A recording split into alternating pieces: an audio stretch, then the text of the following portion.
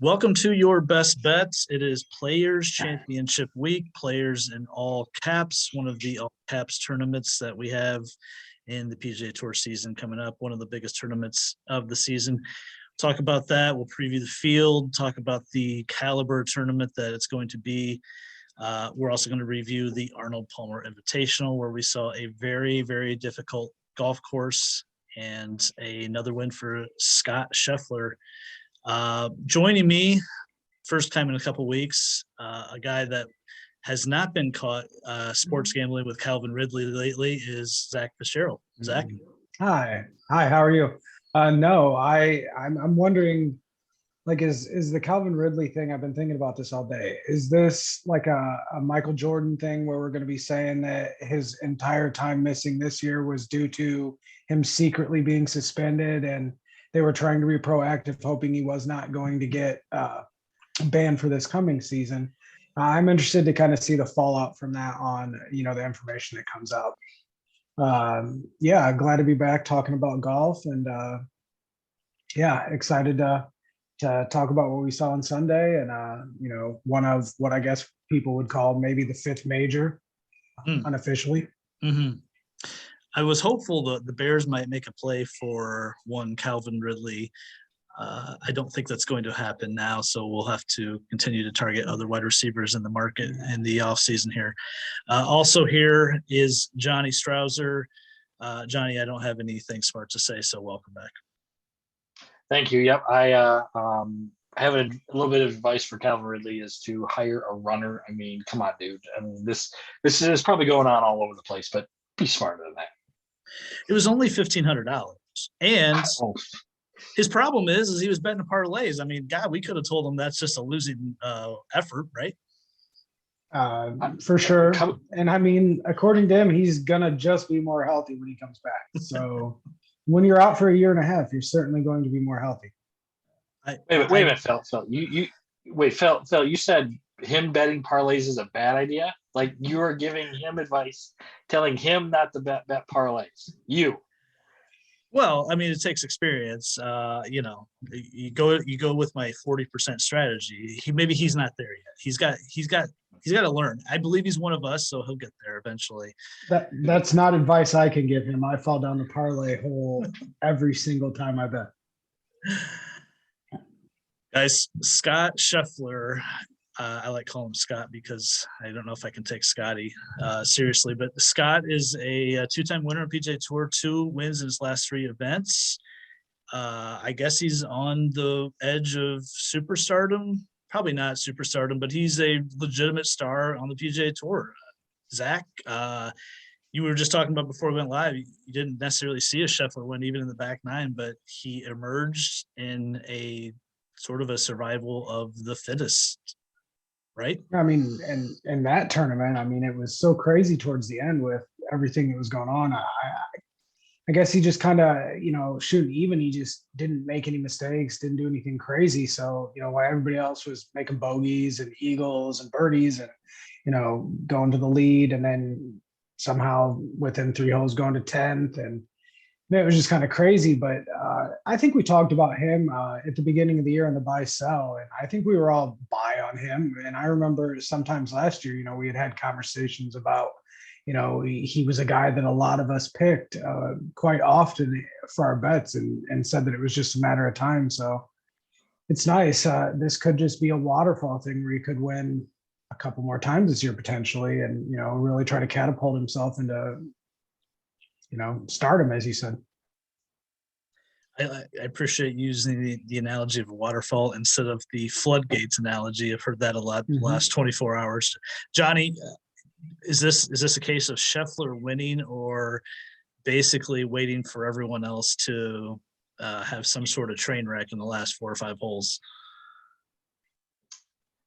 Well, anytime a guy wins like that, you've got to credit him with getting a win. I mean, the golf course was almost not unplayable, but it was almost impossible to score and shoot a low number. And certain tournaments are set up like that. You look at the U.S. Open, and you've looked at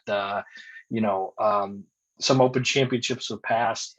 It's sometimes just about accepting what the elements are, the course condition, and just surviving. And that's what he did.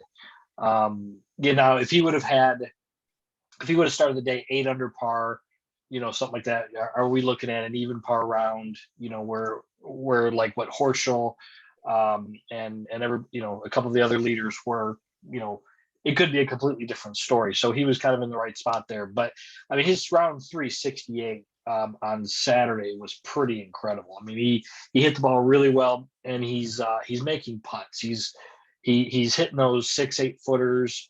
He's converting the short ones when he would typically miss in past years, and I think that's been a huge difference. With the confidence there, and you could say he kind of backed into that win, but I think the way this golf course was set up for this week, somebody was going to back into it somehow, whether it was the leaders, coming back to the pack, or someone just kind of surviving the last day and ended up winning. I'm impressed at his run. Obviously winning in Phoenix, 7th at Riviera, and then a win at Arnold Palmer, and the type of fields that he's beating. We're talking about 3 of the best fields of the year. And the type of golf courses he's won at, I mean, it's been impressive, and I'm excited to see where he goes from here. He can become the number 1 player in the world this weekend if he wins, and Rahm, I think, finishes lower than 15th, and that's astonishing to me. I really can't comprehend it, because I always thought, we talked about Scheffler a lot. We've known about him for a long time, going back to his amateur days, but I guess I didn't see a ceiling of this potentially. I love the ceiling discussion. I thought maybe top 20 guy, I don't know, 5-6 time winner on tour, something like that, but he might be exceeding those expectations. Let's see if he can continue the momentum as we go forward. What else from the API? Everyone was crowning Rory on Thursday evening, and probably including myself. And it was a slow bleed from that point on. Rory obviously made a little bit of news after the round with his comments on the golf course. But before we get to our thoughts on the course, Zach, is this a bit of the same old story for Rory with the last 4 or 5 years? Yeah, I mean, he's been struggling. He's better than what he's shown on the weekends here recently. But I mean, he did win the Players Championship in 2018. So I mean, that's just 4 years removed from that. And I believe I have that number right. I was doing some stuff earlier today, but yeah, I mean, he's won tournaments. It's just a matter of he doesn't seem to close as well as he used to. And I remember famously when Tiger was winning all these tournaments, Jack had said something to the effect of, wait until he has kids and a family. And that wasn't necessarily the case with Tiger. He kind of just proved that. But, maybe with Rory, his priorities, and I think we've said this previously, maybe his priorities just aren't necessarily always practice. And some of these young guys are just, especially on a course this difficult, playing as hard as it was, just a little bit more sharp. Maybe don't have the overall talent, don't have the ability to go as low, but in a tournament where it's closer to even par, when you're just trying not to make bogeys to lose ground, there are certain guys that just play better on tournaments like that. And maybe this is telling for Scheffler to, maybe he's going to be better in like a US Open environment or something similar to that, where it takes closer to even par to win. So I don't know. I mean, for Rory, he's too talented. He's going to win more tournaments. He's going to win more majors. But I see your face, but I really do. He's going to win more majors. He's young. He has a lot of time. But you know what, needs to figure out a way to get out of this lull. I know, but this lull has been like 8 years now. Mm-hmm. Like 8 years. Here's the thing. You make some good points. And I'm going to piggyback on that. Rory's not a grinder. He's not. He's great when he's a great front runner. He's great at firing at, we were kind of making the joke before we went live, soft greens, middle pins. I mean, he's devastating, but when things get hard and you got to get up and down for par, I don't trust him. I don't trust him to make 6-footers. I know Johnny doesn't trust him to make 6-footers. That's why I question his medal in majors going forward. I mean, there's going to be a lot of these that you're going to have to win at even or 2 under or 4 under. I mean, when it's double digits, yeah, I'm all for Rory, but man, when things get tough, I just don't trust him. Johnny? I completely agree with that. That's what I was going to say. Is yes, this is kind of same old Rory, but he was met with like I said, an impossible golf course to dominate, and the golf course was pretty well set up to score on that first day. I mean, it's just normally golf tournaments are kind of like that, and it just progressively gets harder each day as the golf course dries out and the rough grows out a little bit there. But his game, got worse and worse and worse, and he just gets too discouraged if he starts missing putts. And you're right, he's never really won much where he's had to grind out wins. It's always been where he's kind of set the pace, and he's the lead horse, and just kind of works at it, and then doesn't have to really come from behind, for the most part there. But I will attribute this a little bit to the golf course again, because it was playing so hard that you're going to get good breaks, you're going to get bad breaks. You just got to deal with those, but it's kind of how you deal with them. And a lot of these guys seem to be a little bit more patient with the bad shots or the bad breaks, and where he seems to get was a lot more affected by him, and just plummeted that the last 27 holes basically. Here's my argument. Let's just get into the golf course real quick. Rory made comments after the round that you don't necessarily get rewarded for good shots. I think as the week went along, we saw fairly scoreable day one, less scoreable each day, and that's been the theme for the API for 3, 4, 5 years now. But talking about how you don't get rewarded for good shots, that may be the case. I mean, I haven't seen greens that firm and fast in a regular tour event. I think there was the event outside Chicago 2 years ago in the FedEx Cup. Where was the course? I think it was Olympia Fields. Olympia Fields. It was a great tournament. That's the tournament where DJ made the putt on the 72nd hole that Rahm topped him in the playoff. I think that's the last tournament I remember being this firm and fast and this difficult. But again, still 5 under won that tournament, 5 under won this tournament.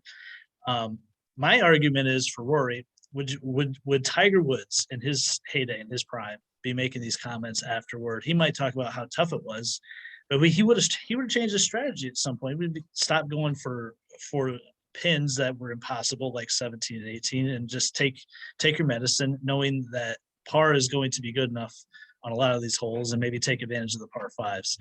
I don't know, Zach, did you think Bay Hill was over the line, crossing the line on the weekend there?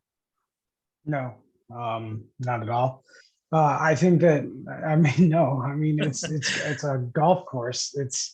I saw people hit good shots and I saw people hit bad shots. What I didn't see is necessarily people getting bad bounces. And what you said about needing to make adjustments, that's a necessary part of being skilled at golf as well. And, is a good shot always the shot that goes the highest in the air and lands the softest, or is a good shot the shot that works the best for the conditions is a low runner that you have to hit a little draw to run up and get to a back left pin instead of flying it all the way back there and hoping for it to stop, a better shot at that time.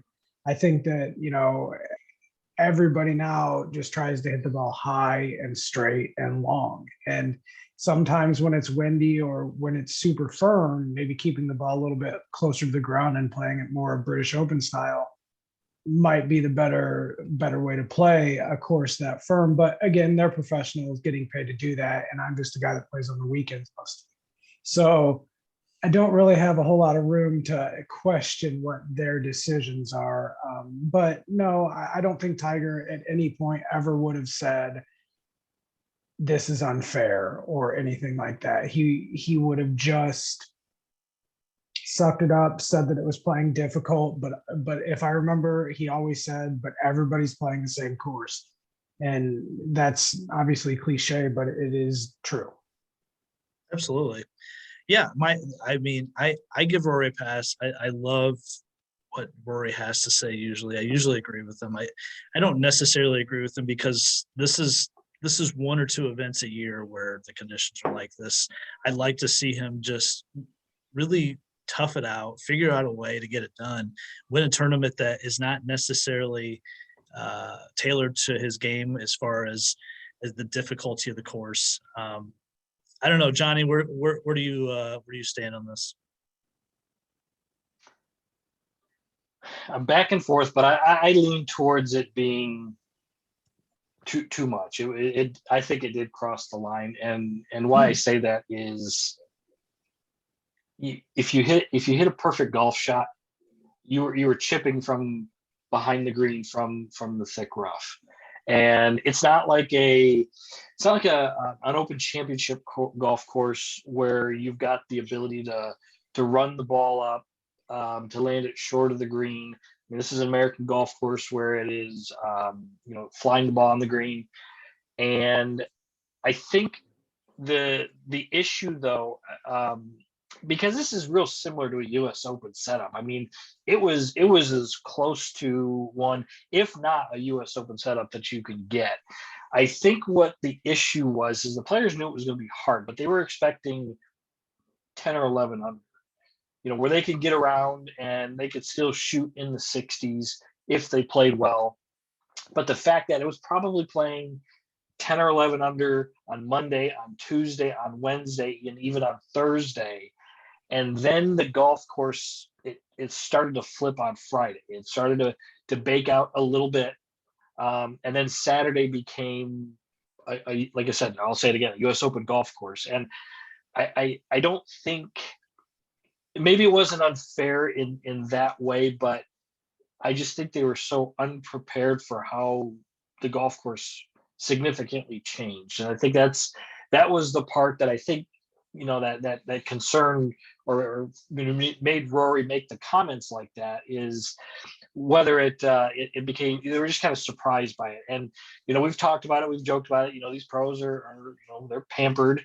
They want, the golf courses are set up damp and because PGA Tour wants birdies. They want the action and all that. And I don't mind that this is a tough venue, but I think it was just the way it started versus the way it finished was such a shock there. And then, when everybody plays bad, if you play, in a 2 or 3 day tournament, city championship, you play well the first day, you play a little bit worse the second day, you play bad the last day, and then you're just kind of grumpy and grouchy, and you're just like, this golf course was just playing too hard. It's happened to me, I can't tell you how many years, in the Fort Wayne City tournament. So, I can only imagine this becoming on Sunday was one of the hardest golf courses in the world in that condition. So yeah, I mean, I think it was more of that, but it was, I mean, if these guys hit a good shot, they were not making it on the green. Now, if they knew more of the strategy coming in, maybe they were a little bit more prepared that if the pin's back left, you got to just hit it to 75 feet and hopefully make par. Maybe it's a different story. Maybe it's talked about as, oh, what a great track, great conditions and everything like that. But I think that was the big thing. And I just don't think that the players, they just really didn't take it well. That's definitely true. It sounded like the players, and not just from Rory, weren't thrilled with the setup. I wonder if when things get a little firmer and faster than even the golf course is expected to be like it did on Sunday, maybe making the pins just a little bit more accessible would make a big difference. Like pins on 17 where it was just a death trap. Maybe putting that at a more reasonable spot on the left side of the green where it's more accessible, so you can lay it on the front and run it up like Zach was talking about. So yeah, it was definitely as tough as you could ask for. I enjoy watching these guys get tested in a way that they're not tested normally. Like I said, a U.S. Open usually, maybe certain PGAs we've seen it that way. The Masters is normally a little bit different animal where the teams win the tournament. So I enjoy seeing the test. And maybe the Bay Hill is a great setup for that because of the long, thick roughs around the greens where it's basically you miss the green and who can get it up and down from a thick lie. And maybe, greens with runoffs are a little bit more fun to watch. I know I enjoy watching those types of setups a little bit more to see who's got different shots around the green, more imagination than just a I got to hit my 56 or 58 and flop it out, and hopefully it doesn't take off 25 feet past on these greens that are like glass. So I get the arguments. I still enjoy it. Sounds like Zach's in my camp. I'm a little surprised Johnny landed where he did, but I guess I'll just put you in the pampered fuck camp with the PGA Tour guys now. That's fine. Well, and I would just say, just think about the shot that Billy Horschel hit on 17. You need to make birdie because he was 4 under. He was one back Scheffler. Hit just a gorgeous 7-iron. I mean, right at the pin. Landed 4 or 5 feet short, and that's okay if it doesn't stop right there and leave himself 6 feet. But he was then chipping the ball, and the rough was so gnarly that you're not going to chip the ball in. I mean, you're going to have to struggle to get up and down. So that was just the one thing I took away from it. That it was like, okay, these guys are hitting these pure golf shots, and there's just no way. I mean, and I like that idea of maybe softening up the pin condition, or the pin difficulty, I should say, and making them a little more accessible. I think that would have been just fine, just giving these guys a little bit of a chance. And I don't want them to shoot 15 under par at Bay Hill, but it was just such a struggle that it just made it not tough to watch, but it was just not the greatest of golf.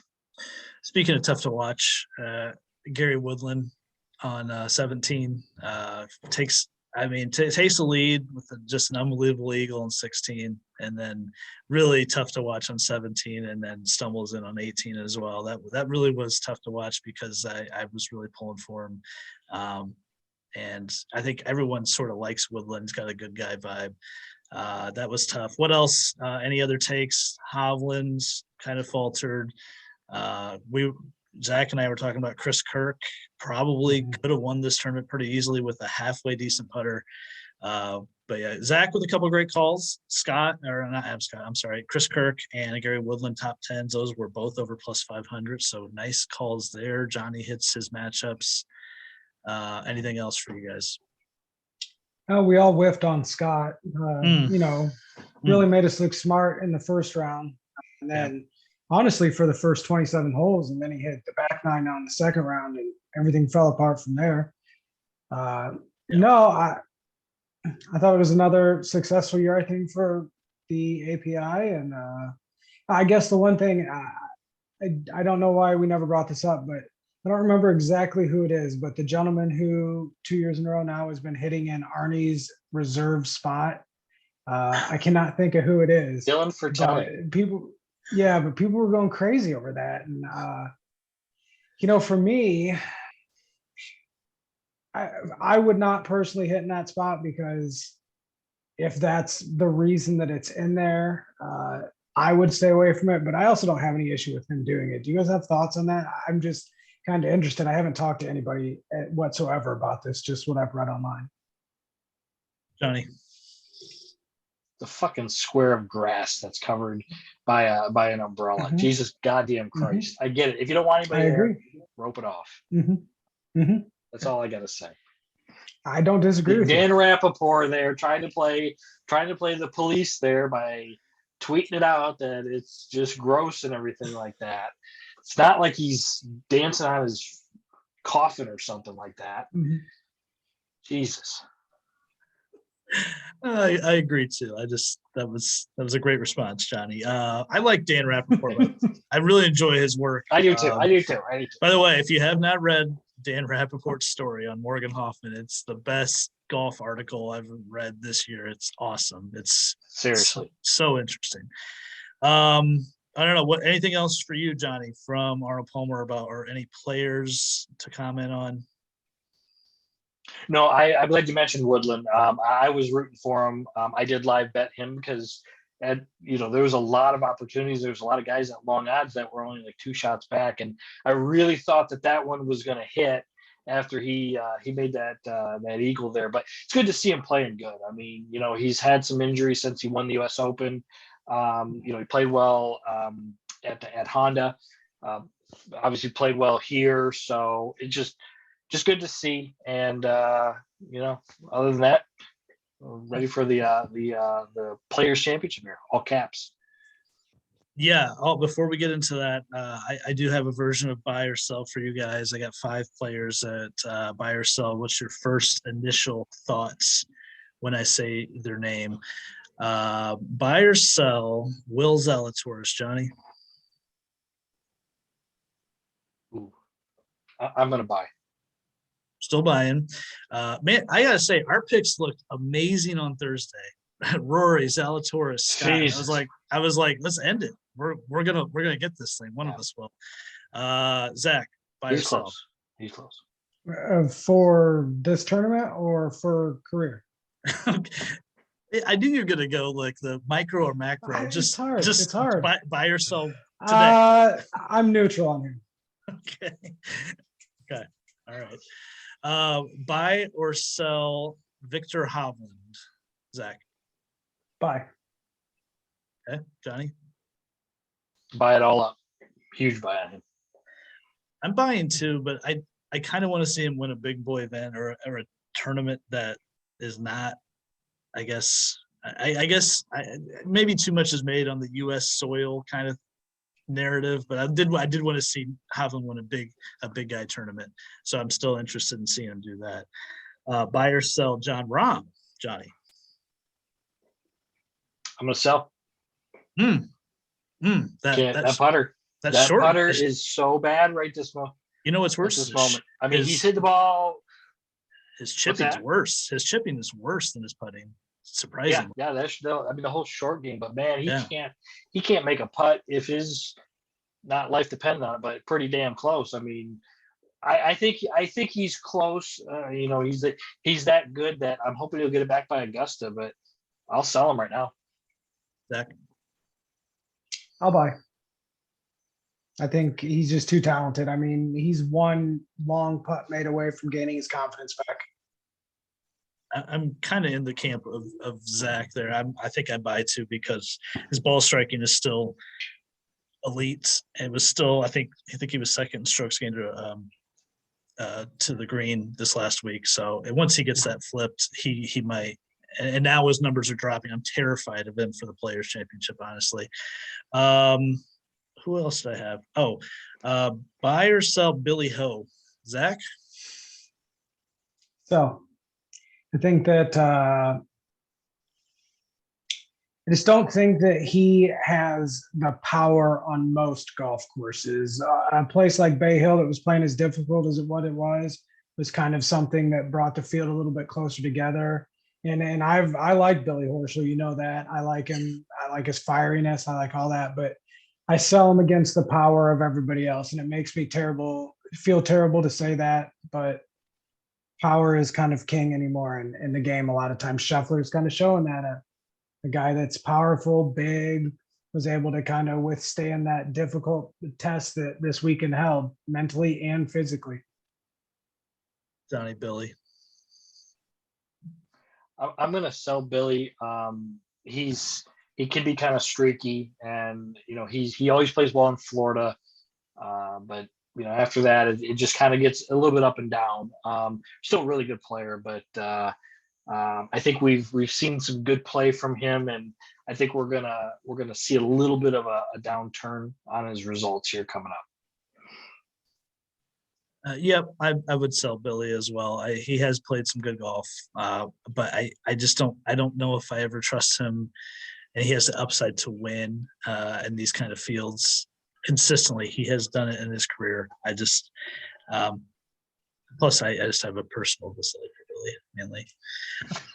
Guys, the Players Championship, it's here. One of the things that I enjoy about this tournament, and it's no different than the Masters, is that I feel like we all know these holes, and we've played it on the Tiger video games for 25 years. We've been watching this. It's just one of these courses that once it hits the back nine, or even certain holes in the front nine, but once it hits the back nine, you know every spot on this golf course. It's a extremely viewable tournament. The finish is as good as any on tour with 16, 17, and 18, and the type of shots that you have to pull off and hit. It provides a really unique test. This is also a golf course that doesn't really suit any type of player. And Johnny and I were talking about this today, that there's not necessarily one type of player. We've seen guys that are short win here, like Webb Simpson. We've seen, bombers win here, like Tiger and Mickelson, I guess, back in their heyday. And then we've seen elite iron players, which seems to be the trend, going back to Justin Thomas last year.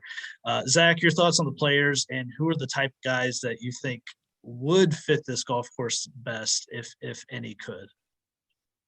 I mean, I think if any could, I think it's always going to be ball strikers. I mean, the closer you hit the ball to the hole, the more likely you are to make a putt. And that's for everybody, great putters, bad putters, all putters really. So obviously there's certain courses that fit bombers better, certain courses that fit, players that are better positioning. But I think anybody that can strike the ball well, approach into the green, I think is always kind of going to have an advantage. When it comes to this tournament, like you said, I don't think it fits anybody in particular. We've seen, like I said, multiple winners of various different styles. So it's kind of one of the favorite weeks of the entire year, because you really don't know what's going to happen. It's hard to just pick, you can't just say like, okay, I'm going to put 5 power players over here, and I think these guys have a better chance of winning than anybody else. You kind of just got to look at past trends of who's normally in the top 20 over the past 5-10 years, and just try to make educated guesses betting wise on that. But tournament wise, to watch, just visually, this is one of the most fun. 17 is obviously excellent. I enjoy this week. I think it's great. Johnny, you made a really good point earlier today. I can't remember what it was, because it was probably 10 hours ago, but it was sort of along the line of what Zach said. I don't know. Elaborate on your thoughts about this course, and maybe why it doesn't fit any one player. First on the course, which hopefully will kind of make the point here, is so it's designed by Pete Dye, one of the between him and Jack Nicklaus, and probably Tom Doak is the best golf course designer in our era. This was a collaboration between him and Dean Beeman, which is the former commissioner of the PGA Tour, who was a former player, good player in his own right. They wanted to build a golf course that would host a big time PGA Tour event. So they built it to be challenging, but to also have a really, really good finish. And the one thing about Pete Dye golf courses, and this is about most of them, of his quality ones, is he tries to mess with your mind. You stand on the tee, and he just does not want you to feel comfortable over your tee shot. Then if you get in the fairway, he then doesn't want you to feel comfortable over your next shot. So like, if you look like Jack Nicklaus as a designer, a lot of his whole golf holes that he designs are left to right with wide driving areas, because he was a big, long, semi-crooked hitter, but he was a really good iron player. So he'd have really difficult green complexes, and he hit a fade. So he liked left to right holes that required a right-hander's fade. So what Pete Dye has always done, and especially with this golf course, is there's dogleg rights, there's dogleg lefts, there's ones that are straight, but the tee might be set off just slightly different to just mess with your mind a little bit. But he actually was quoted as saying is his golf courses generally aren't that difficult. He just makes them look difficult, and that's what he's always done. And we've talked about it like last year when we were looking at different metrics as far as guys who we liked, with strokes gained. We looked at designers, and guys who usually play well on Pete Dye golf courses play well on all the Pete Dye golf courses, because they like the designs, they like the angles and everything like that. But the way this one's set up is especially like that, and it's probably, I think it's his best design that he's had as far as just a fun, hard golf course. And that's why this course really doesn't favor anybody, because it's, it kind of just basically favors who's playing well currently, because you've got to be a good ball striker. You've got to get it in play. You got to hit your tee shots well. You've got to hit your irons well. And of course, you've got to make putts as well to win a golf tournament. So, you mentioned strokes gained approach. absolute 100% in idea there. I do like the off the tee as well. So I would just say tee to green is a pretty critical strokes gain. But also you got to look at how guys have finished at this tournament. There's a couple players. I'll just pick one, Jordan Spieth.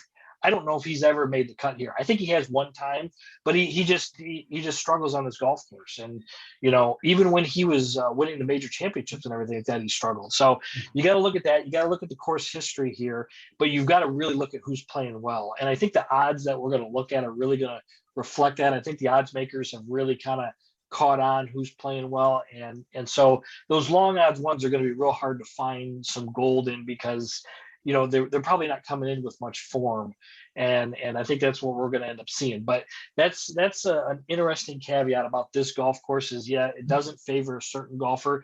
The weather's going to be rough on Saturday and Sunday with some rain, and it's going to be cold over the weekend.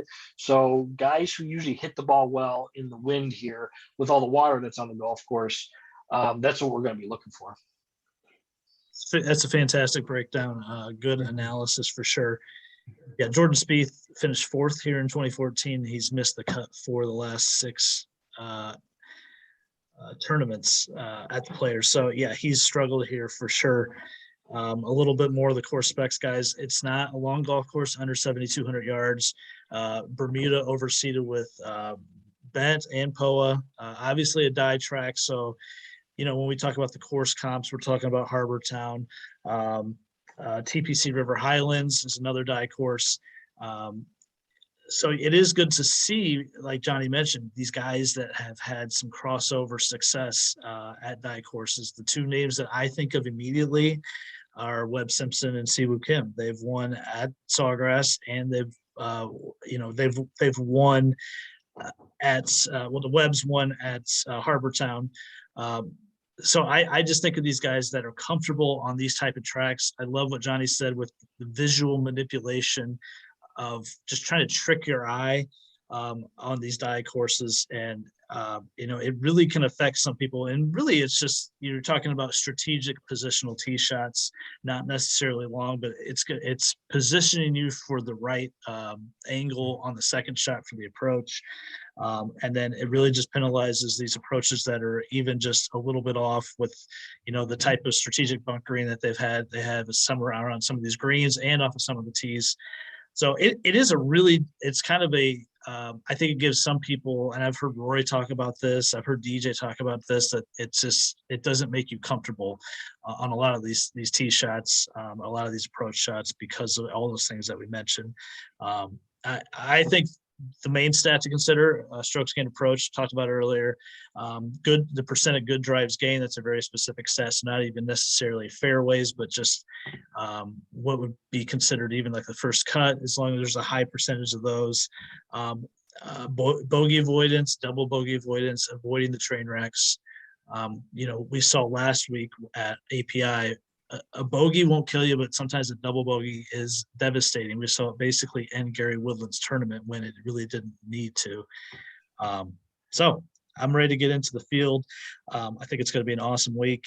Guys, DraftKings is laying down some crazy lines this week. I was double checking all morning, like, what are these other books doing? And I don't know. And the complaint all year on Twitter from the DFS community and the gambling community is that DraftKings is the worst. And as far as the odds go, they're usually not as good as the other books. But this week, I don't know if they're making up for it, because there was some really crazy numbers early this morning. And I'll be interested to get your guys' takes on those. But as of right now, this is the first time I can say this in a few weeks, that John Rahm's in the field, and he's not the outright favorite right now. He is the co-favorite on DraftKings. He and Justin Thomas are at plus 1,000 as co-favorites. Rory is at 16-1. Colin is at 16-1. Scheffler, as we mentioned before, on a tear, he's at 20-1. Cantlay and Hovland also at 20-1. And Hideki and Xander are at 25-1. Those are the numbers under plus 3,000. Of course, search other books, or the book of your choice potentially for other numbers, as we always say. Talking about these numbers, though, guys, I'm gonna phrase it in a different way. Normally, I ask you guys who you like. Tell me a guy you're gonna be scratching off from the top here, a guy or two that you don't like for whatever reason, if it's the number or if it's the form. Johnny? I'm gonna. I hate to do this. I'm gonna fade Scott Scheffler though, just because he won, and it's gonna be hard to win a couple weeks in a row. You got to think he's gonna be a little bit spent from the round. So 20-1, I think is pretty fair, pretty market for what he should be. But for him to win, I think that's a really, really tall task. And the other guy, well, actually, I'll give you two more. Pat Cantlay, just for course history. Don't really like him here. He's struggled. I know you and I have been high on him in previous years, and he's hurt us bad. He's hurt us bad here. So I think this is his first event in Florida this year. He didn't play in any of the other ones. So, Right. He's a California dude. So, that. And one guy I would normally love at this event is Hideki. But he didn't play well last week, and I don't know if he kind of was peaking in the Hawaii event at Sony. When he had a pretty good stretch there dating back to the end of last year.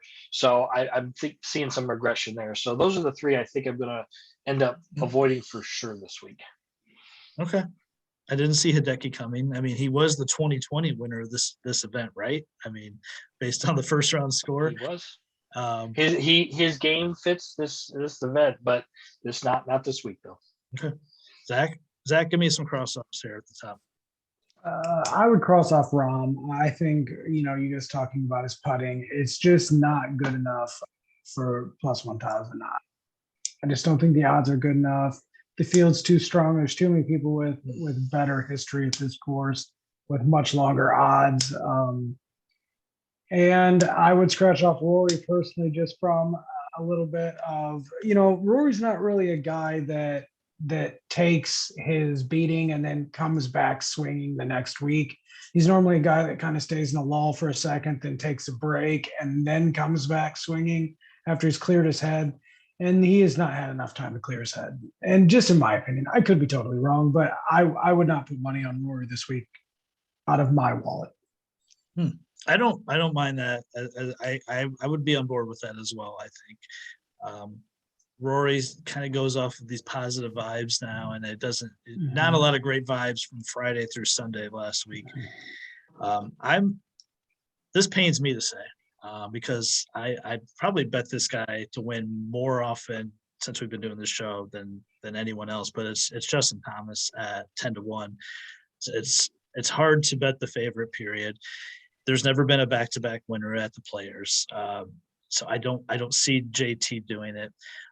His iron game obviously is tailor-made for this course, but he's not been putting well. He hasn't been putting well for a while, and to be honest, guys, I can get a much better version of Justin Thomas right now at 16-1 in Colin Morikawa, and he does everything that JT does just as well, except he can do everything a little bit better right now, and the numbers are a lot better. So I think I would be fading JT, and I would probably also fade Xander Shocker at 25-1 as well. I don't think he's got necessarily much of a course history here. And am I really going to trust Xander on 17 and 18 on Sunday to hit the shots that he needs to hit to close out the Players? No, I'm not. So, Johnny, who are you betting at the top?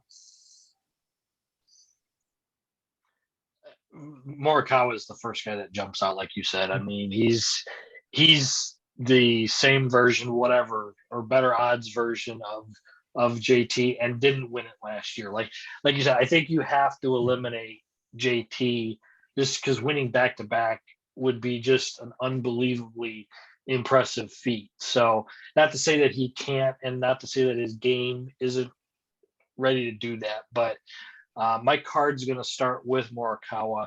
I've actually already bet him a couple times there. I like him a lot, and I'm on the fence on Vic Hovland. I wouldn't mind it. I think last Sunday's round was the outlier just with the tough conditions. But at 20-1, does he have the quality win equity like you had said earlier in the show? Absolutely not. But he's got the talent. So I don't know if I'll bet him to win, but I think he can. I see a top 10 or top 15 finish for this week. Hovland. Okay, so we've talked about his short game for a while. It was really exposed on the weekend his bunker play was not good. And I know it's the hardest of circumstances, but it didn't give me any confidence going forward. If you're talking about a bit of a scramble fest, if people are missing greens, Hovland's not the guy that you want when you got to get up and down. I just have questions about that going forward. But obviously his ball striking should translate this week. Zach, what about you? I'm going to pair Johnny on Morikawa. I think all three of us are. We eliminated basically everybody else in this category and that eliminated Dave. So for me, I like Hideki, just for course history. But Morikawa would be the person that I put my money on in this range. So, yeah. Yeah, sweep it. I love Morikawa. I was hunting Morikawa lines at 6:30 this morning. I was trying to find the best one, and I was just going to go big on it. So I did. I placed the biggest bet I've ever placed on any player since I've been betting golf for 2.5 years now. So I'm all in on Morikawa. I feel like he's going to win this week. I feel like this course is tailor-made for his game. He's a very accurate driver off the tee, puts in the right positions, and he's deadly with the irons. And we know he is a streaky putter, but also it seems like he's become a little bit more consistent this year, this season so far. And his peaks are, when he peaks, he wins, and when he's in the positive, he at least contends. And I just don't see a path where Morikawa doesn't at least contend in this tournament, where it's come Sunday morning, I'm not talking about him at least being in the top 5. I just can't see it. His form is great right now. And like I said, he is just a better version of JT. And if he's on the 72nd hole and he's got to get a drive in the fairway, I trust him to do that as well. So every part of what Morikawa is doing is trustworthy. I can't believe he's still 16-1. I think he's underrated. So yeah, I'm all in on Colin as well with you guys. 30-50. We got Adam Scott, past champion here. He's been playing mostly well this season. Cam Smith at 30-1, hasn't done a lot since the Century Tournament Champions win. Berger at 35. He's coming off that rough Sunday at Honda. Brooks is down to 35. We'll talk about him in a second because he was at a extremely high number this morning. Sergio at 40-1. Dustin Johnson 40-1. Talk about him too. Fitzpatrick at 40-1. He is overall the strokes gained leader on tour this season. Strokes gained in all categories. That's a bit of a shocker. Sungjae, Shane Lowry, Jordan Spieth, Will Zalatoris, all at 50 as well. So Brooks Koepka, guys. When I was searching these lines early this morning, I saw Brooks was at a number that I couldn't believe. He was coming in at 50-1, and I didn't really understand it based off of recent form where he played well at Honda, didn't contend, but played well. I think he finished top 20.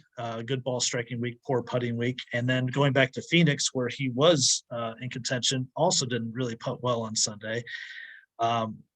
Brooks has had a decent history here. So that just seemed like a no-brainer to me. So I got him at 50. I'm glad I did because he's all the way down to 35-1. I still think it's a decent number on Brooks. Zach, do you think Brooks has a chance to win this tournament, I guess?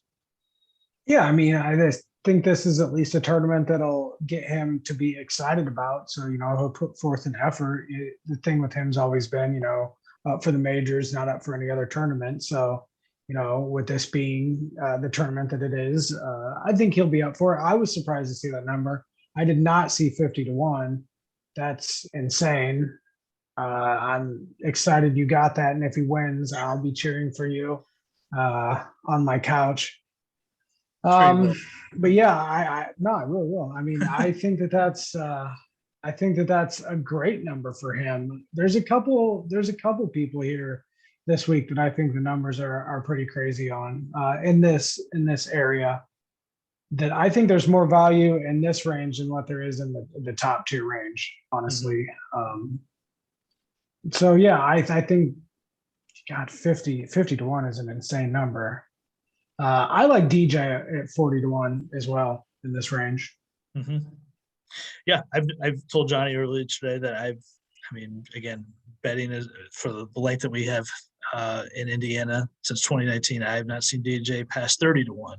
So the fact that it's 40 to 1 it's almost an auto play. I mean, if you're betting on all these guys' ceilings, which we do, his ceiling is as high as anyone. Now his form hasn't been great. He hasn't really played a lot, but his history here has gotten better the last 3 or 4 renditions of this tournament. I think he finished top 5 in the year Rory won.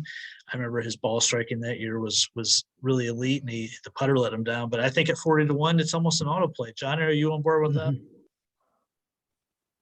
Yes, I am. I mean, the form's not there, and that's why the odds are that low and everything like that. But I think when we've always talked about it, when these guys get to a certain number, you just got to play them.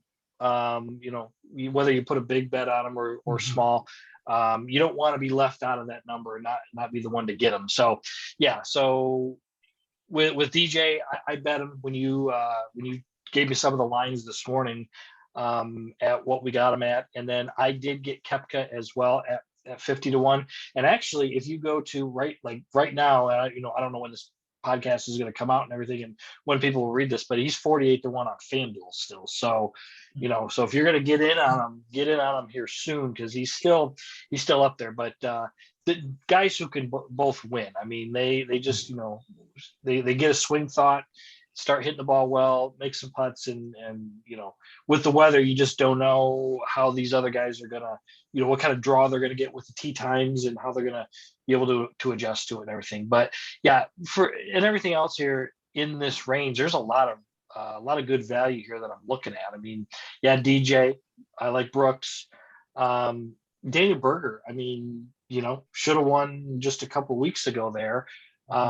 Seemed to handle it pretty well. I mean, as straight vibing as he can be, he handled that Sunday round pretty damn good. I mean, to be honest with you, and I mean, his game fits this golf course. I mean, I really like him quite a bit there, and I think I'm going to add him to my card there. And then also, you mentioned just a second ago, Matt Fitzpatrick plays tough golf course as well. I've talked about him. A couple weeks here, I did have him on my card this last week here, and I think he backdoored a top 10, finished 8th or 9th or something like that. So played pretty solidly there. So I think his I looked at the last 30 rounds, and I think he's in the top 10 or 12 tee to green as far as rankings there. And approach, he's got to be probably top 20, 25. So good value on a lot of these numbers here, and shop around for sure. But, those are some of the names that that really jumped out at me. I think both you guys like Fitzpatrick a little bit more than I do. I know Zach's talked about him before. I respect his ability to play tough golf courses. He's usually top 10, top 15, top 20 finisher in a lot of these higher echelon tournaments. I just don't think he's going to win. I just don't think he's going to beat this field. I think at a top 10, that's fine. That's just my opinion. Fitzpatrick's not so much for me. Zach, who else do you like in this range? I like Lowry. Tends to play a difficult golf course as well. Been playing well. And I don't really have any reason other than when I saw his name. I don't know. I just kind of got this feeling in my head that this may be a Shane Lowry week. He's kind of been building up a little bit. And yeah, I like Lowry in this range as well. Trashy weather too. I mean, should have won at Honda there. Just got unlucky with that Sepp Straka birdie on the last hole. That's a good call. Sanjay is kind of, you would think Sanjay is built a little bit for this tournament. He plays Florida golf. very, very well. He won the Honda a couple of years ago, traditionally played the Arnold Palmer really well. Great iron player. 50-1 is a decent number on him, I think. I don't know if I'll touch it, but it's at least considering for a guy that's not in the top tier. Moving on, guys, past 50-1, I guess 55 up to about 75-1. We talked about Horschel. He's in this mix. Louis is in this mix at 55-1. Siwoo, a past winner at 65-1. Terrell Hatton, who played really, really well again last week. He is a horse for the course at the API. He's at 65. Corey Connors flashed a little bit over the weekend. He's at 70-1, just to name a few. There's some others in here. I don't know. What do you guys think? Louise Hazen, I mean, is there any hope for him to win a golf tournament? I don't think his form has been necessarily as good as it was last year at this point, right? No, I don't think he's been playing as well. Go ahead, Johnny. I said he played the first couple rounds at Phoenix. Okay, that was his first event, and then when he came over to Florida, he did not play well. So I don't think he's going to win anyways, just because I don't see him. Because he never does. If you win, it just feels like it's going to be a fluke if he ends up winning in the United States. But I mean, a top, you could probably, plus 450 on a top 10, you're probably looking at plus 200 on a top 20. He's one of the top ball strikers in the field, most of the time. So I actually like him a lot in matchups potentially, and even in some, even in to finish pretty high. I'm going to look at a lot of the guys who played well last week. I don't know Terrell Hatton's history here, but I don't mind the play, but with the weather, it kind of concerns me because I don't know if he's a guy who I know he's from England, and I know he, but if that is he going to lose his patience, basically, which is something he could easily do there. But his history, we'll see on that. It's not good. What's that? Not good. Not history. good. Missed a cut the last 3 years, and all right, we're gonna fade Tyrrell, and then Corey Connors. Is he gonna get is he gonna get a win here? I don't know, because it seems like he contends in a lot of these events, but bad weather, supreme ball striker. Looking at him in the top 10, top 20 or something. There's some decent opportunities here. I don't know if I like any of these guys coming out to win, though. I think we're going to see it from the previous group of guys we talked about. I'm going to share my Connors story real quick. Zach, I live bet Connors to start the day yesterday at 80-1, and I was like, okay, Connors, we know what he can do with the irons. Maybe he gets hot and he shoots a 68, and he could potentially win this tournament. And there he is. He's playing the 12th hole to par 5. He's 1 under for the day. He's tied for third. NBC hasn't mentioned him once. They haven't shown a shot. And I text Johnny. I said, they haven't even mentioned Connors once. And I'm thinking, I got a shot here. The first time they show him is with a 3-footer for par, and he's going to goddamn miss it because they haven't showed him all day. And he blew that one by, almost missed the comebacker, never to be seen again. That's the Corey Connors experience, pretty much in a nutshell, though. But I do this thing, though. I jinx the hell out of these guys. It's uncanny. I'll be like, man, look out! He's making a run. Then the next hole, double bogey. It's guaranteed. I'm not saying a damn word this week about any of the guys I bet. So that's my Corey story. Zach, what do you got in this range, if anyone? Siwoo Kim. Excellent history here. Winner, multiple top 20s. Again, I don't think that I'm going to bet money for him to win here. Wouldn't be a bad bet to put a little bit down at 65-1, but his number of like plus 300 at top 20, not bad. Plus 110, top 40. That's plus 110, top 40 is a pretty nice number for him. I also like Corey Connors, and Abe Answer at 6,500 has pretty good results the last few years. So you can get him top 20 at plus 250, and I don't think that's a terrible bet. Okay. Guys past that range, kind of 80 to 1 and lower. Anybody you're targeting for top 10s, top 20s? I know we're not probably talking about a winner down here. You never know, but Johnny, anyone that you're looking at for any of the other placement markets? I'm still in on Cam Young. He started out. He actually played Bay Hill pretty well, and then weekend faded off with the difficulty of the course.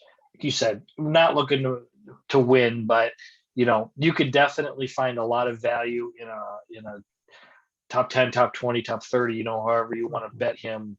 I think, like I said earlier in the podcast, that guys who have good form, and I think that's a pretty solid play there. I really want to throw in there, and I talked about him as a maybe 2 weeks ago, and he ended up playing well, was Bo Hostler. And I again, every time I see his name, I just like, there's no way this dude's gonna end up playing well. Like he's playing well. I mean, he's just there's good golf there, and I don't think he's got any course history here. I mean, maybe he's played in. I didn't even look to see him before we said this, but Hostler's a name that stuck out, and Joel Damon. That's another guy who I think can play well in the wind. He won in what island? One of the islands there during one of the off events last year. Good ball striker. I think he can kind of have the patience to get around this golf course and get that. But at 250 to 1, that's maybe not to win there. But I just want to also say 250 to 1. He has the same odds as Patrick Reed. I mean, that's insane. I know you mentioned that earlier to me that he was 250 to 1, but this is the first I've actually seen it. I just staggering. That is hard to look at, but it's not wrong, I don't think. No, but it poses opportunity. Somebody's going to hit that when he finally comes back, and it just keeps getting more and more enticing. I'm not saying it's going to happen this time, but at some point, he's going to come back and he's going to pose a great opportunity.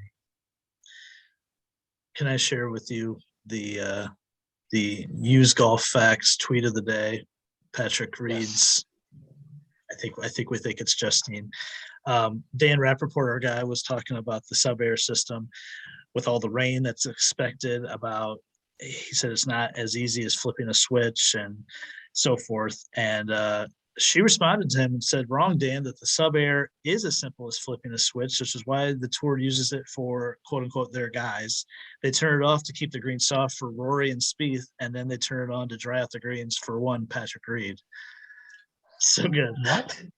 Jeez, that's real? That keeps on giving. It's real. It's a real thing. I found that before we went live. It's a gift. This is a joke, or she's delusional enough to actually believe that that's happening. Oh, she's amazing on Twitter. That they can legitimately do that in that amount of time. She believes it. She really legitimately believes it. Yeah, it's a fun follow on Twitter. It really is. It is fantastic. Zach, okay. I gotta believe you're in on Chris Kirk in 100 to 1. I do not have Chris Kirk this week. But I do like a lot of players, from 8,000 on. I think not necessarily to win anything like that. No, I don't. Kirk, those 2 putts that I saw him miss, he got himself there, but that scared the daylights out of me. That's not going to work this week. For me, I mean, I think a guy like Woodland, top 20 plus 300 is a great number. A guy like Fleetwood, who has not been playing great, but is a good ball striker when playing well and has a good track record here at plus 300, top 20. A guy like Brian Harmon, who does have a great track record here at plus 1,100. I mean, you still can. No, I was good. Yeah, plus no, he's he's legitimate, like a legitimate threat at this golf course for. Yeah, plus 1100 top 10, plus 450 top 20. I mean, plus 160 top 40. Plus 160 top 40 seems like a steal to me. Now, you know, he could come out and lay an egg. You got a guy who Westwood, who I believe got second place last year, at 450 top 20, 160 top 40. And then, you know, Matt Kucher. I would be remiss not to mention Matt Kucher. And, you know, I mean, we're looking at 200 top 40. I don't think that it's terrible. I knew Kucher when I saw him today at 200. I'm like, oh shit, here we go. I knew it's coming. Well, I mean, I think for a top 5, I threw it in there because, you know, he does have a good history at this golf course. He plays the golf course well. And then, I mean, I missed him in my initial writing here, so I got him down low. But like Webb Simpson is looking plus 700 top 10, plus 300 top 20. And I know that, you know, we really haven't heard his name a lot, but again, has he played this year at all? Maybe not, but I mean, you know, certain people come to certain courses. It's why if healthy, nobody will ever say that Tiger doesn't have a chance to win at Augusta, because certain people just have certain styles of golf course that fit their eye. And as you've said before, it seems to fit Webb's eye. So if I see Webb on a course like this at plus 8,000, especially giving me, say, like a plus 110 top 40 number, you can be pretty aggressive at that and feel confident, I feel. I guess, yeah, Webb has only played the Sony Open this season, the 2022 season. Before that, it was the RSM. So he has not played a lot. I didn't even really think about him.